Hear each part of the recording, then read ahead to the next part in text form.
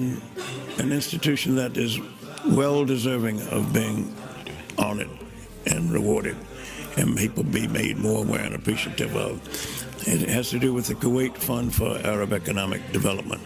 It's the oldest of the Middle East development infrastructure, financial, developmental assistance institutions and organizations.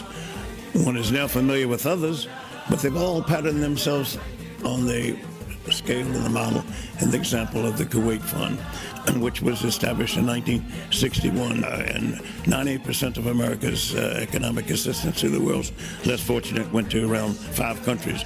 But the Kuwait Fund is more than 120 countries that benefit from that one organization versus mainly 5 from the United States.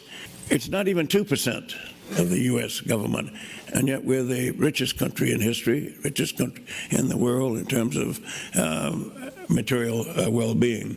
So we have a self-image of being the world's most generous, but the facts are otherwise.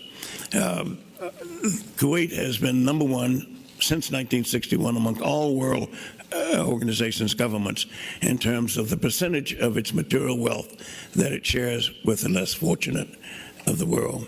Number 1. We're way up there in terms of the aggregate, but not in terms of percentage of our GDP, which is 21 trillion and counting.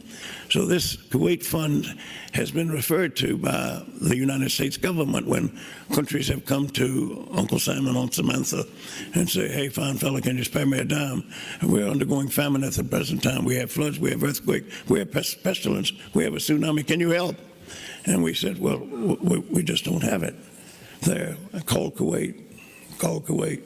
And one of the reasons we don't know about Kuwait and its largesse and its financial humanitarian contributions to lessen the burdens of the trouble amongst humanity is because of an Islamic value. And that is to not call attention to yourself, to be a third person singular, not a first person singular there.